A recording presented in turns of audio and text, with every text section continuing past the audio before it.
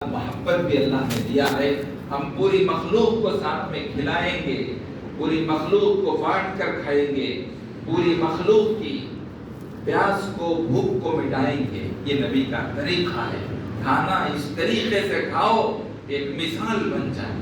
کھانا اس طریقے سے کھاؤ کہ دوسروں کے لیے ایک مثال قائم ہو جائے. حضرت نے اس کے بعد میں وہ روٹی کے ٹوٹے ہوئے پرزوں کو لے جا کر ایک کونے میں ڈالا اور ہڈیوں کو اٹھا کر ایک کونے میں ڈالا اور اس کے بعد میں گوشت کو اٹھا کر ایک کونے میں ڈالا. جس جگہ میں ہڈیوں کو ڈالا وہاں پر کتا آیا اور تھوڑی دیر کے بعد میں وہ جانور آ کر کھا کر چلا گیا. حضرت نے کہا کہ میرے کھانے میں اس کا بھی حصہ ہے. تھوڑی دیر کے بعد ایک بلی آئی اور بلی آ کر وہ گوشت کے تھوڑے تھوڑے جو ٹکڑے تھے اس کو کھائی. تھوڑی دیر کے بعد مرغی آئی اور وہ کونے میں جو پیاز اور اس کے علاوہ ٹماٹر ترکاری تھی اس کو وہ کھا گئی. اور ایک طرف کونے میں جا کر حضرت نے روٹیوں کے ٹکڑوں کو رکھا.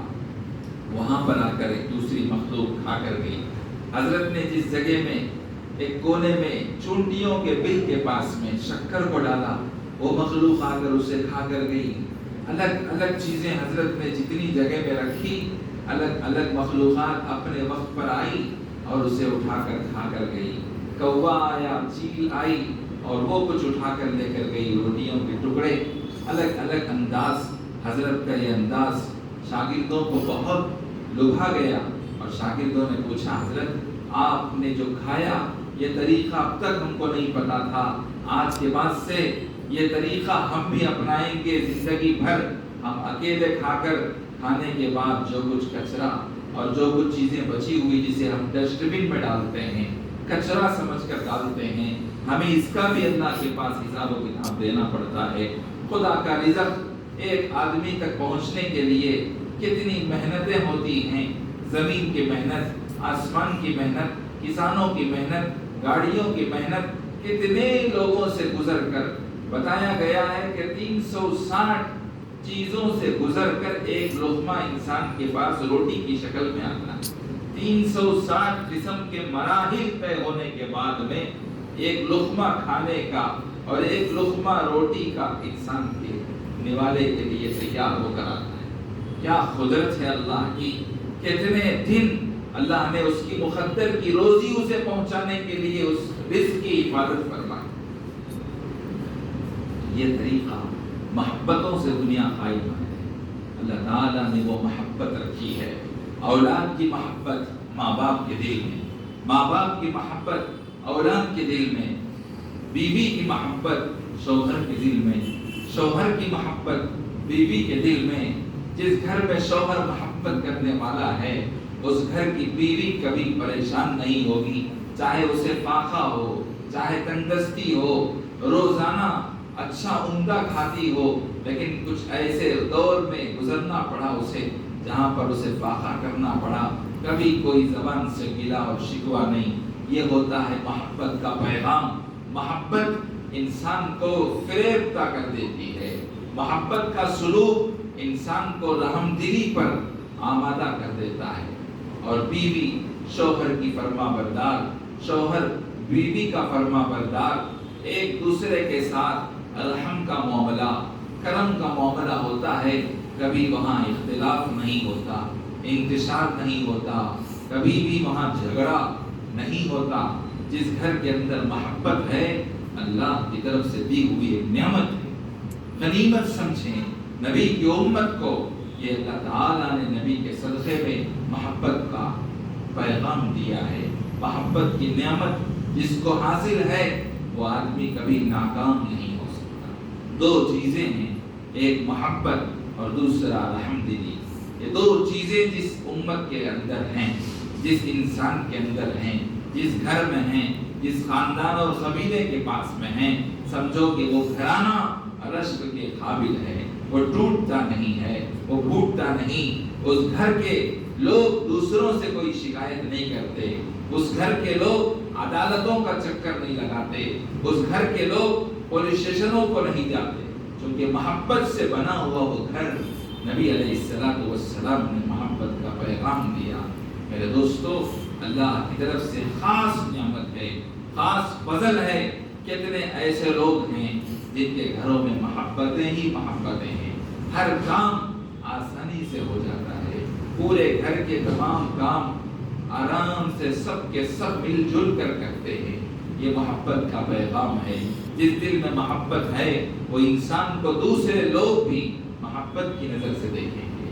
جس گھر کے اندر محبت نہیں ہے، محبت سے خالی ہے، اللہ نے اگر محبت دیا تھا لیکن اگر اس بندے نے اس محبت کا غلط استعمال کیا، ناجائز محبت میں لگ گیا، تو یہی محبت اس کے لیے باعث غم ہو جائے، ندامت اور شرمندگی کا باعث. یہی محبت اس کی ذلت اور رسوائی کا ذریعہ، یہ عذاب کی شکل اختیار. اللہ نے جس سے محبت کا حکم دیا، ماں سے محبت، باپ سے محبت، اولاد سے محبت، بیوی سے محبت، بھائیوں سے، بہنوں سے محبت، خاندان قبیلے والوں سے، رشتہ داروں سے، دوستوں سے محبت. جس کے اندر یہ پیدا ہو، پورے کا پورا خاندان جڑا ہوا ہے. اگر اس کے اندر یہ غلط محبت کا مزاج پیدا ہو گیا، اس محبت کو اس نے ناجائز جگہ میں استعمال کیا، خود بخود شرمندگی کا ذریعہ اور سب کی نظر میں ذلت اور رسوائی کا ذریعہ ہو جائے گی. اس لیے میرے دوستو، اللہ کے رسول علیہ السلام کی محبت سب سے اولین محبت ہے. انسان دوسرے انسان سے محبت کرتا ہے عہدے کی بنیاد پر، یا تو اس کی خوبصورتی کی بنیاد پر، یا اس کی دولت کی بنیاد پر. مختلف طریقوں سے آدمی دوسروں سے محبت کرتا ہے. ان تمام چیزوں کی سب سے اولین چیز اگر کوئی ہے، نبی علیہ السلام کی ذات مبارکہ ہے، جن کے پاس مالداری بھی تھی، دولت بھی تھی، عہدہ بھی تھا، علم بھی تھا، خوبصورتی تھی. پوری دنیا کی حکمرانی اللہ نے آپ علیہ السلام کو عطا کر رکھی ہے. میرے دوستو، جس نبی کے صدقے میں یہ امت جی رہی ہے، جس نبی کے صدقے میں کائنات کا نظام خدا نے قائم کیا ہے، آج اس امت کو کبھی نبی کو فراموش نہیں کرنا چاہیے. نبی علیہ السلام کی محبت اولین فریضہ ہے اس امت کا. جس امت کے اندر محبت پیدا ہو گئی، الحمدللہ خود بخود پیدا ہو گئی. عفو کا معاملہ، درگزر کا معاملہ، رحم کا معاملہ اس امت کا خاص تحفہ ہے. اللہ کے رسول علیہ السلام نے کیسے کیسے لوگوں کو معاف فرمایا، اپنے خاندان والوں کو معاف فرمایا. بڑے بڑے ظالموں، جابروں اور بڑے بڑے وقت کے بڑے بڑے غنڈوں کو اور بڑے بڑے کافروں کے سرداروں کو اللہ کے رسول علیہ السلام نے معاف فرمایا. ظالم ظلم کر دے، انتہائی ظلم کرے، اس کے باوجود اللہ کو راضی کرنے کے لیے اگر ہم اپنے دل سے اسے معاف کرے، صاف کرے اور وہ توبہ کرے، تو پھر اس کے بعد میں اس کے لیے راستے کھل جائیں گے. تو میرے دوستو، جس دل کے اندر محبت ہوگی، جس کے پاس میں محبت ہوگی، خود بخود اللہ تبارک و تعالیٰ اس دل کے دروازے رحم کے لیے کھول دیتے ہیں. ماں رحم دل ہوتی ہے، باپ رحم دل ہوتا ہے، اور اس کا پیر، اس کا مرشد، اس کا استاد، اس کے بڑے جو بھی ہوتے ہیں، اپنے چھوٹوں پر شفقت کا معاملہ کرتے ہیں. اللہ کے رسول علیہ السلام نے فرمایا، ارحموا من فی الارض یرحمکم من فی السماء. تم زمین والوں پر رحم کرو، آسمان والا تم پر رحم کرے گا. آج آدمی کتنے ایسے ہیں، کتنے خاندان قبیلے ایسے ہیں جہاں پر رحم نہیں ہے، جہاں پر محبتیں خالی ہو چکی ہیں. جس گھر سے محبت ختم ہو گئی، جس خاندان سے محبت ختم ہو گئی، اس خاندان کے ٹکڑے ہونے میں دیر نہیں لگتی. اس خاندان کے پرزے اڑنے میں، اس خاندان کے لوگوں کے جدا ہونے میں ذرا برابر دیر نہیں لگتی. جس گھر میں عداوتیں پیدا ہو گئی ہیں، سمجھو کہ وہ گھر محبتوں سے خالی ہے، محبتوں سے خالی ہے. پیار، محبت، اخوت، بھائی چارگی، ہمدردی، دریا دلی، رحم دلی، یہ سب اس امت کا خاص تحفہ ہے. کتنے لوگ ہیں ذرا برابر اپنے غصے پر کنٹرول نہیں کرتے. تھوڑی سی بات پر کوئی بات ہو گئی، خواہ لڑائی، خواہ جھگڑا. آدمی چاہتا ہے کہ میں ہی بڑا بن کے رہوں، مجھ سے بڑا کوئی اور نہ ہو. 4 دن کی زندگی ہے، 2 دن کی جوانی ہے، اور پھر 1 دن کے بعد اسے بڑھاپے کا سامنا کرنا پڑتا ہے. وہ بڑھاپا ایسا جس کے لیے وہ چلنے سے قاصر ہے، دیکھنے سے قاصر ہے، بولنے سے قاصر ہے، سننے سے قاصر ہے، کوئی چیز سمجھنے سے قاصر ہے، کوئی چیز ہضم کرنے سے قاصر ہے، کوئی چیز پکڑنے سے قاصر، ایسا انسان کمزور ہونے والا ہے، اس کے سامنے بے شمار جنازے ہیں، اس کے سامنے مجبور، لاچار، ہینڈیکیپ، نہتے مجبور انسان جو زندگی اور موت کی جنگ لڑ رہے ہیں، ہسپتالوں میں ڈاکٹروں کے ہاتھ کا کھلونا بنے ہوئے ہیں، یہ سب اس کے سامنے ہے۔ کتنے جوان جو اپنی جوانی پر تکبر کرتے تھے، جوانی پر اتراتے تھے، جوانی پر فخر اور گھمنڈ محسوس کرتے تھے، لیکن چند ہی دن میں وہ وقت کا بڑا نوجوان جس کو لوگ جوان کہتے تھے، آج وہ بوڑھا ہو گیا، آج اس کے گھر سے اٹھ کر کھڑے ہونے کی طاقت نہیں ہے، چلنے کے لیے دوسروں کا سہارا چاہیے۔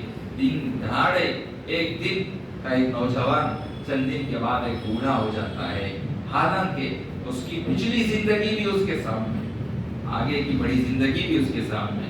پچھلی زندگی جب وہ چھوٹا بچہ تھا، غلاظتوں میں لپٹا ہوا تھا، اسے کپڑے تک پہننا نہیں معلوم تھا، کھانا نہیں معلوم تھا، پینا نہیں معلوم تھا، دیکھ کر لوگوں کو پہچان نہیں سکتا، بول نہیں سکتا، سن نہیں سکتا، کسی چیز کو پکڑ نہیں سکتا، خود سے کوئی کام کرنے کے لائق نہیں تھا۔ اتنا زیادہ انسان اپنی زندگی کا شروعات کا دور گزارنے کے بعد اور آخری کا دور دیکھنے کے باوجود چند دن کی جوانی کی زندگی کو اس نے فراموش کر دیا، اور جوانی میں آ کر اپنے عقل اور ہوش سے اس کا پردہ اٹھ گیا، اور اس نے یہ سمجھا کہ سب سے بڑا جوان، سب سے بڑا طاقتور پہلوان یہی ہے، اس کے علاوہ کوئی اور نہیں۔ ابھی ایک بزرگ نے فرمایا، ایک کسی مجمع میں نصیحت کے طور پر ایک بزرگ نے فرمایا، میرے دوستو وہ بات آپ تک میں پہنچانا مناسب سمجھتا ہوں۔ حضرت نے فرمایا جوانی دیوانی ہے، حضرت نے فرمایا جوانی دیوانی ہے، اگر اس پر محنت کیا جائے تو وہ نورانی ہے، اور محنت کیا جائے تو محبوب سبحانی ہے، اور محنت کیا جائے تو حضرت نے فرمایا کہ عرفانی ہے، پھر فرمایا اور محنت کیا جائے تو وہ زندانی ہے، اور محنت کیا جائے تو وہ پھر اس کے بعد میں اللہ کے پاس پہنچنے والی ایک بہت بڑی ایک طاقت، نورانی طاقت بن کر ابھرے گی، جس کے پاس شریعت کا علم، طریقت کا علم، حقیقت کا علم، معرفت کا علم، اس کے بعد میں وہ اللہ کا ایک نورانی بندہ بن کر روشنی حاصل کرتے ہوئے دنیا سے گزرے گا۔ اگر انسان کی جوانی پر محنت نہ کیا جائے تو یہ جوانی دیوانی ہوگی، اور پھر دیوانی کے بعد میں جوتوں کی نشانی بن کر یہ آدمی ذلیل ہو جائے گا۔ تھوڑی سی تھوڑی بات پر اکڑ، تھوڑی سی تھوڑی بات پر غصہ، تھوڑی سی تھوڑی بات پر جھگڑا، ایک دوسرے کو معاف نہیں کر سکتے، رحم نہیں کر سکتے۔ صرف جوان ہے، چند دن کا بہکا ہوا ہے، جوان کا غلط قدم اٹھایا ہوا بڑھاپے پر رلاتا ہے، جوانی کا اٹھایا ہوا غلط قدم بڑھاپے میں آدمی کو رلاتا ہے۔ کتنے نوجوان آج رو رہے ہیں، غلط قدم اٹھا دیا انہوں نے، بغیر پوچھے، بغیر گھر والوں سے مشورے کے انہوں نے شادی کا قدم اٹھا لیا، بغیر سمجھے کہ کسی سے انہوں نے محبت کا رشتہ باندھ لیا، بغیر سوچے سمجھے انہوں نے بڑا قدم اٹھا لیا۔ اس نے اپنے رشتہ داروں کو بھی چھوڑ دیا، خاندان، قبیلے، ماں باپ کو بھی چھوڑ دیا، دوستوں کو بھی چھوڑ کر دھوکہ بازی سے کسی ایک کے ساتھ اس نے رشتہ ازدواج کو قائم کر لیا۔ کتنے لوگ ہیں ایسے جگہ میں اس نے جوانی میں قدم اٹھا دیا کہ بعد میں چل کر ایک طویل زندگی تک اس کا خسارہ اسے بھگتنا پڑتا ہے۔ اسی لیے بزرگوں نے کہا ہے، لمحوں نے خطا کی، صدیوں نے سزا پائی، لمحوں نے خطا کی، صدیوں نے سزا پائی۔ حالات کس وقت کیسے کروٹ لیں گے نہیں پتا ہے۔ میرے دوستو، اللہ کی طرف سے دی ہوئی جوانی ایک نعمت ہے، اور زندگی میں ایک مرتبہ جوانی ملتی، لیکن لوگ وہ چند دن کی جوانی کو غنیمت نہیں سمجھتے ہیں، اور غنیمت سمجھ کر اللہ کی عبادت میں اسے لگا کر صحیح جگہ میں اس کو خرچ کرنے کے بجائے لوگ اس جوانی کو بگاڑنے پر لگے ہوئے ہیں، اپنے ہاتھوں سے اس جوانی کو برباد کر رہے ہیں۔ کتنے لوگ ہیں جو پھونکنے کے عادی ہیں، رات دن بھوکتے بھوکتے ان کے جسم کے سارے اعضاء کینسر میں مبتلا ہو رہے ہیں. ہارٹ کی بیماریاں، کڈنی کی بیماریاں، لینس کی بیماریاں، کیسے کیسے پرابلم کریٹ ہو رہے ہیں اس کا کوئی اندازہ نہیں کر سکتے. جوانی ہے، چند لوگ بہکائیں گے، بھڑکائیں گے اور دوستوں کو دیکھ کر آدمی بھی وہ کام شروع کر دے گا. یہاں تک بتایا گیا کہ آدمی اپنے دوست کے دین پر ہوتا ہے، یعنی دوست جو طریقہ اپنائے گا آدمی بھی اپنے دوستوں کے ساتھ مل کر وہ سب کام کر بیٹھے گا. آج بھی چند ایسے مقامات ہیں، چند ایسے جگہ ہیں جہاں پر چھوٹے عمر کے 12 سال کے بچے، 13 سال کے بچے جو ابھی تک بڑے نہیں ہوئے، اس کے باوجود ان بچوں کے ہاتھ میں سگریٹ موجود ہے، ان کے جیب میں سگریٹ کی ڈبیاں، ماچس کی ڈبیاں موجود ہیں. افسوس ہوتا ہے ان جوانوں کو، جہنم کی آگ بھر رہے ہیں اپنے سینوں میں بچپن سے، جن کی صحیح تعلیم نہیں، تربیت نہیں، ان کا ہاتھ پکڑنے والے کوئی ان کے بڑے نہیں، ان کو کھلا چھوڑ دیا گیا اور وہ آوارہ ہو گئے، ناکارہ ہو گئے اور وقت سے پہلے اپنی موت مر جائیں گے اور اسی حال میں ڈاکٹروں کے ہاتھ کا کھلونا بنیں گے.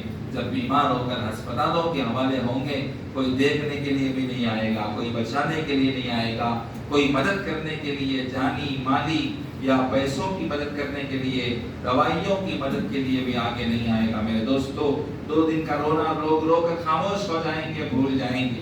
لیکن جس جوانی کو اللہ نے عبادت کے لیے دیا، اس جوانی کو دوسروں کے نمونے کے طور پر بنانے کے لیے دیا، اس جوانی کو آج انسان برباد کرنے میں لگا. کیا لت پڑی ہے، کیا خواہش پڑی ہے، کیا مزاج بنا ہے، کیا شوق ٹوٹا ہے یہ لمبے بال رکھنے کا. یہ شوق آدھی کٹنگ، آدھے بال اور سر کے گراف اور کٹنگ میں سمجھ میں آتا ہے کہ اس کے اخلاق کیا ہے. یہ تو غیروں کا طریقہ، آدھے بال کٹے ہوئے، آدھے چھٹے ہوئے، اور کہاں کٹے ہیں، کہاں چھٹے ہیں، کتنے رنگی برنگی بال ہیں اور اس کے انداز کیا ہیں، آدمی کو خود اس کا احساس نہیں. افسوس ہوتا جس خلقت کو، جس انسان کو خوبصورت اللہ نے بنایا. وَلَقَدْ كَرَّمْنَا بَنِي آدَمَ لَقَدْ خَلَقْنَا الْإِنسَانَ فِي أَحْسَنِ تَقْوِيمٍ. ہم نے خوبصورت انداز میں بنایا. اللہ نے فرمایا میں نے انسان کو خوبصورت بنایا. انسان خوبصورت بنے، جیسا بنایا اور اچھا بنے تو یہ کامل انسان. ایسا بنایا اسے بگاڑے، اسے کاٹے، اسے اپنے وجود سے ختم کرے تو سمجھو کہ یہ جنگلی ہے، یہ تو جانور بننا چاہیے تھا، غلطی سے کوئی انسان بن گیا. اس کے کپڑے پورے پھٹے ہوئے، کہاں پھٹے، کہاں سلے ہوئے یہ بھی نہیں پتا، اور وہ کیا کھا جاتا ہے. کوئی فری میں تو نہیں دیتا، مفت میں تو چیزیں نہیں ملتی. جس خون پسینے کو ایک کر کے محنت سے، گاڑی محنت کی کمائی ہوئی دولت کو وہ آگ میں ڈالتا، ویسے ہی پھونک کر آگ لگا رہا ہوں پیسوں کو. یہ تو ہندو لوگ پٹاخے جلاتے ہیں، غیر مسلم لوگ اپنے تہواروں میں جو آگ لگا رہے ہیں اسی کے شانہ بشانہ یہ آدمی بھی کرتا ہے. یہ آدمی نے تو اپنی جان کو بھی آگ لگایا ہے. یہ آدمی نے تو اپنے پیسوں کو اپنے عذاب کے لیے دنیا ہی میں اس نے لگا دیا. یہ چھوٹے بچوں کا ہاتھ پکڑو، ماں باپ سے گزارش ہے، یہ انسان تڑپتی ہوئی انسانیت ہے، اس انسان کے نگہبان آپ ہیں، ذمہ دار آپ ہیں. ان بچوں کی حفاظت کرو، ان کے بننے تک اور ان کے بڑے ہونے تک، نوجوان ہونے تک اور ان کی شادیاں ہونے تک اپنے کنٹرول میں رکھو. کلکم راعٍ وکلکم مسئول عن رعیتہ. یہ بھی ایک طریقے کا ظلم ہے جس کے اندر رحم ہے، جس کے اندر درد ہے، جس کے اندر محبت ہے. محبت والا ہی محبت والے کو بچا سکتا ہے، ظالم کبھی دوسرے کو نہیں بچا سکتا. جس کے اندر غرور ہے، تکبر ہے، وہ کسی کو معاف نہیں کرتا.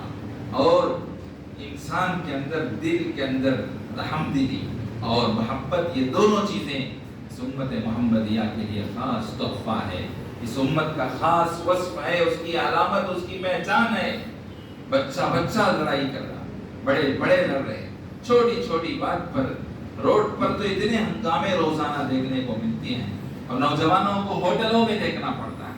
ہوٹلوں میں وہ جھگڑے اور رات دن دھوئیں نکل رہے ہیں، آگ کی طرح آگ کے شعلے بن کر ان کے پیسے دنیا کے اندر گھوم رہے ہیں. میرے دوستو، कितने लोग लत पड़ी है इनको जवानी को बर्बाद करने की, और क्या क्या चीजें खा रहे हैं, कैसे कैसे नशे की चीजें आज लोग इस्तेमाल कर रहे हैं।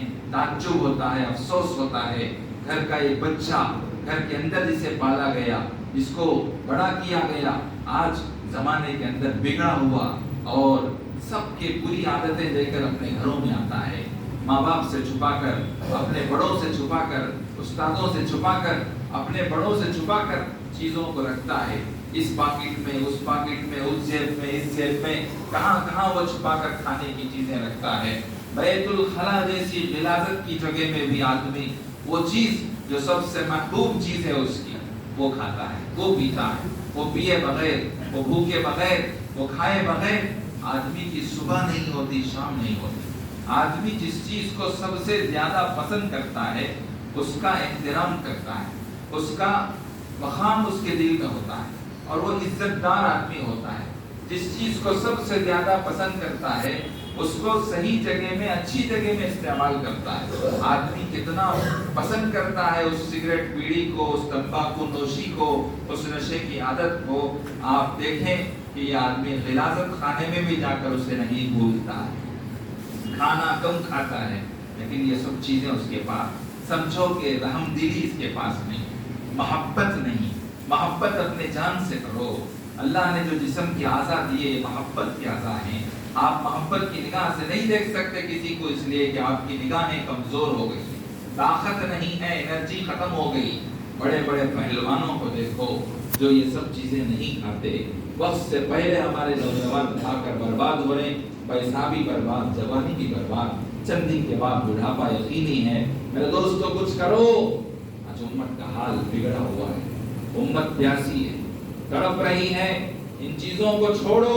सबसे बड़ा आपके लिए वक्त का जिहाद ये है, नफ्स से मुजाहदा करो। बड़े बुजुर्गों ने लिखा है किताबों में, अल जिहाद हुआ जिहाद नफ्स, सबसे बड़ा जिहाद अपने नफ्स के साथ में जिहाद करना। एक जिहाद होता है जो मैदान में होता है लोगों के साथ, फरमाया उससे बड़ा नफ्स से जिहाद। किसी ने पूछा हजरत वो जो जिहाद है जो मैदान में होता वो तो बहुत बड़ा, लेकिन आपने कहा कि जिस्म के अंदर का जो नफ्स है उसके साथ का जो जिहाद उससे भी बड़ा, ये तो समझ में नहीं आता। हजरत ने फरमाया जो जिहाद बाहर होता है, जो मैदान में होता है, वो छोटा इसलिए है कि दुश्मन भी नजर आता है और हम भी नजर आते हैं, हमारे हाथ का हथियार भी नजर आता है, उसका वार भी नजर आता है, हमारी ताकत भी समझ में आती है, उसकी ताकत भी समझ में आती है। हमको मुकाबला करना आसान है, लेकिन जो चीज अंदर छुपी हुई है न उसका हथियार नजर आता है, दुश्मन कितना बड़ा ताकतवर है, पावरफुल है, ये भी नहीं मालूम, कौन कब कैसे हमला कर देगा, कब हमें ढकेल देगा किसी जगह में, ये भी नहीं मालूम। तो छुपे हुए दुश्मन से मुकाबला बहुत बड़ा नफ्स लव्वामा, नफ्स अम्मारा, नफ्स मुतमइन्ना, इसका अल्लाह ने कुरान में तज़किरा किया। ये नफ्स है जिस पर कंट्रोल करें। बुजुर्गों ने कहा दो कदम जन्नत है, एक नफ्स पर रखो तो खुद ब खुद दूसरा कदम हमारा जन्नत तक पहुंचाता है।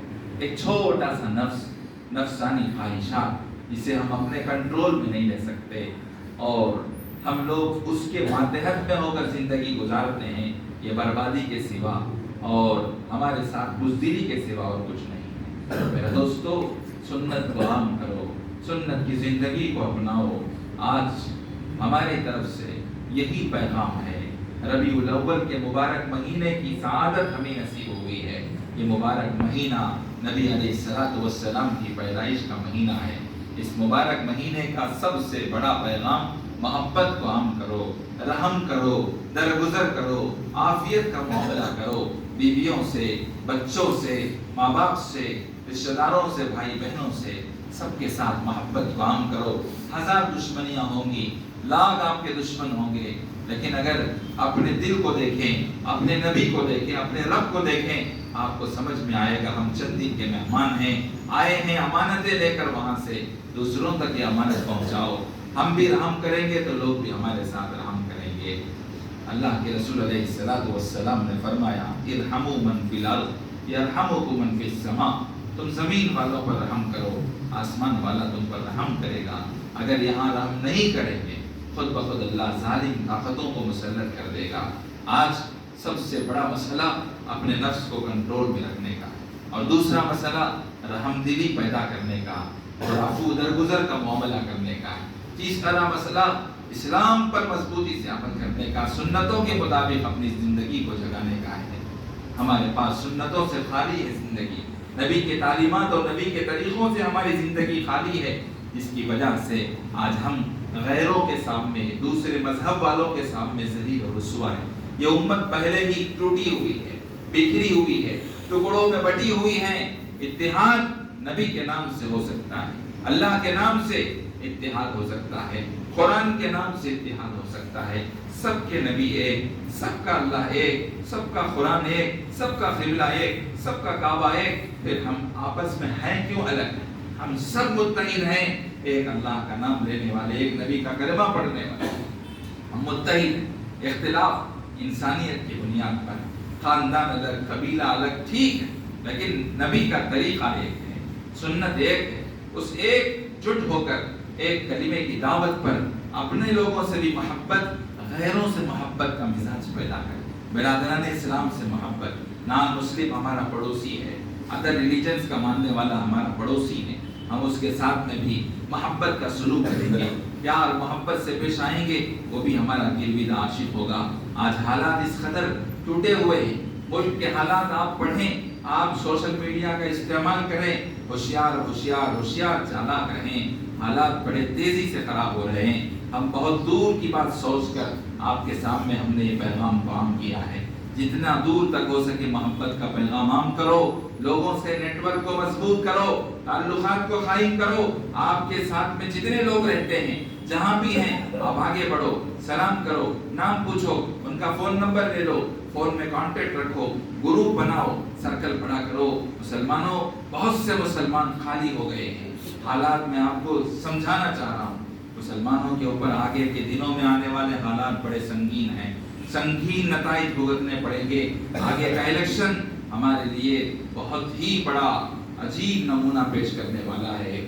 ظالموں نے اپنی پوری چال اور اپنی جال بچھا رکھا ہے اور چاروں طرف سے مسلمانوں کے خلاف ساری تیاریاں ہو چکی ہیں. پتہ نہیں کب کس کے جان و مال پر حملے ہوں گے، کس حال میں ہوں گے، کیا کیا ہوں گے نہیں پتا. بڑی بڑی تنظیموں پر پابندیاں لگ رہی ہیں، ہزاروں نوجوانوں کو اٹھائے جا رہے ہیں، رات کی تاریکی میں گھروں میں گھس کر 2 بجے رات سے اٹھا رہے ہیں. بے شمار لوگ نفسی نفسی کے عالم میں ہیں، ہزاروں لوگ کی گرفتاری ہو گئی ہے، قید خانوں میں قید و بند کی صعوبتیں برداشت کر رہے ہیں. مسلمانوں ہوش میں آؤ، چھوڑو یہ سب کھانے پینے کی چیزیں. جتنے لوگ یہ بیچ رہے ہیں، بنانے والے، جو لوگ پھونکنے والے ہیں یا تھوکنے والے، ان تمام کمپنیوں کے پیچھے ظالموں کی طاقتیں ہیں. تم خود بخود اپنی محنت کا گاڑا کمایا ہوا پیسہ ان کو دے کر، ان کی چیزیں خرید کر ان کو اور زیادہ وہ طاقتور بنا رہے ہیں. لکھ کر رکھا ہے اس کے پیچھے نام، جن کمپنیوں کا نام جہاں سے یہ چیزیں بن کر آ رہی ہیں، اچھی طرح دیکھ لو، پوری نان مسلم کمپنیاں ہوں گی اور وہ سب آپ کو صحت کے اعتبار سے پہلے کمزور کر رہی، پھر آپ کے سامنے ٹی ویاں دکھا کر، بڑی بڑی فلمیں دکھا کر، بڑی چیزیں غلاظتیں بتا کر آپ کے پوری طاقت کو وہ چوس رہے ہیں. کھا کر اور دیکھ کر آپ ختم ہو چکے ہیں، ایمانی طاقتیں تمہاری کمزور ہو گئی ہیں. اب تم کو عبادت میں مزہ نہیں آتا، اب تم کو مجاہدے میں مزہ نہیں آتا. وہ طاقت، وہ قوت نہیں ہے کہ ہم مقابلے کے لیے کھڑے ہوں.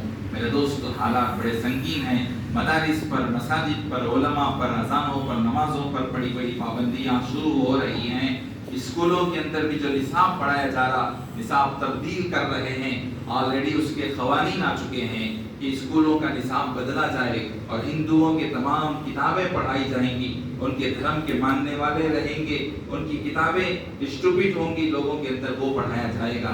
آگے کے حالات بڑے خطرناک سے خطرناک منظم سازشوں کے تحت چل رہے ہیں. ہوشیار رہیں، ہوشیار رہیں، چالاک بنیں، ہوشیار بنیں، آگے بڑھنے کی کوشش کریں. فائنانشل اعتبار سے مسلمان بہت کمزور ہیں. دوستو، ایسے لوگوں کو لقمہ بنانا ان کے لیے بہت آسان ہے. محنت پڑھیں، مشقت اٹھاؤ، خوب علم حاصل کرو، آپ کے کچھ چینل بناؤ، آپ حکومت کے عہدوں میں جا سکتے ہو. اچھی طرح سے لینگویج اگر آپ کو آتی ہے، انگریزی، کنڑ اور اچھی مختلف قسم کی صلاحیتیں ہیں. بڑے بڑے عہدوں پر آپ جا سکتے ہیں اور انشاءاللہ بہت بڑا کام ملک کا آپ کے حصے میں آ سکتا ہے. لیکن افسوس مسلمان پڑھنے کے لیے تیار نہیں. رات دن یہاں سے وہاں تک ہوٹلوں میں بیٹھے ہوئے گمراہ نوجوان جس کو خود زندگی کا جینے کا راستہ تک نہیں معلوم، دوسروں کا کیا راستہ بتائیں گے. افسوس ہوتا ہے ہوٹلوں کے پاس دیر رات میں سووں کی تعداد میں گاڑیاں کھڑی ہیں. 12 بجے رات تک بھی لوگ پھونکتے پھونکتے پوری دن بھر کی دولت کو برباد کر کے خالی ہاتھ واپس گھروں میں جا رہے ہیں. سب سوچنے کی بات ہے. اللہ تعالیٰ نے سوچ لیا، سمجھ لیا. مسلمانوں اللہ کے واسطے زندگی کو، جوانی کو امانت سمجھو. آگے آنے والے حالات بدتر سے بدتر ہوتے چلے جا رہے ہیں. انڈیا کے مسلمانوں کے لیے بتا رہا ہوں، انڈیا کے مسلمانوں کے حالات بہت خراب ہو رہے ہیں. بہت ہوشیار چوکنے رہیں. صرف اشارے کافی ہیں آپ لوگوں کے لیے. آگے بہت بڑی تحقیق کے لیے سمندر آپ کے پاس ہے. سوچو، بیٹھو، کچھ دیر تک جڑو، صرف اس لیے کہ ہمارا کیا ہوگا، آگے ہم کو کیا کرنا ہے، امت کے ساتھ میں کیا کیا معاملے ہو رہے ہیں. کتنے مساجدوں پر بلڈوزر چلے ہیں. یو پی کے اندر کتنے مدارس کے اوپر حملے ہو رہے ہیں. کہاں کہاں آسام کے اندر کیا ہوا، کیا پتا ہے امت کو. کچھ نہیں، صبح سے لے کر شام تک وہی غفلت کے پردے آنکھوں پر پڑے ہوئے ہیں. کچھ کما لیے، سمجھتے ہیں کہ بہت بڑی فتح ہو گئی. حقیقت ایسی نہیں ہے. پردہ اٹھاؤ، علم حاصل کرو اور بڑے بڑے کالج یونیورسٹی آپ کے ہو جائیں، بڑی بڑی کمپنی آپ کی ہو. آپ ملازم نہیں بلکہ کمپنی کے مالک بنے، بزنس مین بنے. ایسا تھکنس پیدا کریں. اللہ تعالیٰ آپ کی سوچ کے مطابق فیصلے فرمائیں گے. آپ بیٹھیں تھوڑی دیر کے لیے، جتنا بیٹھ کر سوچنا شروع کریں گے کچھ نہ کچھ اس امت میں انقلاب لانے کی تبدیلیاں آئیں گی. پتہ نہیں کب کس وقت کون سا ظالم کس گھر میں کس کو مسلط کر کے کس کو اٹھا دے گا، کس حال میں ہوگا، کیا اس کے اوپر الزام لگا دے گا، تہمت لگا دے گا. کوئی آواز کرنے کے لیے تیار نہیں، عدالت میں جا کر اپنا حق لڑنے کے لیے تیار نہیں. نہ ہمارے پاس میں ویسے عہدیدار ہیں، نہ پولیٹیکل لیڈر ہیں، نہ کوئی سیاستدان ہیں، نہ کوئی ایسے عدالت کے لائر وکیل ہیں جو صحیح جگہ جا کر ججمنٹ کروائیں. میرے دوستو افسوس ہوتا ہے اس امت کی ناخواندگی پر. اللہ تعالیٰ اس امت کی حفاظت فرمائے. اللہ تعالیٰ اس امت کے نوجوانوں کو عقل سلیم عطا فرمائے. محبت کا پیغام ربیع الاول کی مناسبت سے عام کرو. آپ بھی اپنی طرف سے کچھ نہ کچھ تحفے تحائف غیر مسلموں کو کھلاؤ پلاؤ. کتنے فرقے ہیں غیر مسلموں کے اور کتنی تنظیمیں ہیں، آپ اس سے واقف ہو جائیں اور ہوشیار رہو، حساس رہو. کبھی بھی کوئی بھی فتنہ آپ کے گھر میں یا آپ کے محلے میں رونما ہو سکتا ہے. بہت ہوشیار رہو. بچے پکڑنا، بچے کڈنیپ کرنا، بچوں کو ختم کرنا، نسل کو مٹانا چاہتے ہیں. کئی جگہ ایسے ہوا ہے اور یہ بھی آپ کے شاید علم میں ہوگا. آگے نوجوانوں کو پکڑا جا رہا ہے اس لیے کہ جوانوں سے زیادہ کام ہو سکتا ہے. اس لیے جوانوں کی جوانی کو برباد کرنے پر یہ لوگ تلے ہوئے ہیں. بوڑھے لوگ، ضعیف لوگ، وہ تو ویسے بھی گھر میں گولیاں کھا کر بیمار ہو کر ویسے بھی وہ ختم ہو جائیں گے.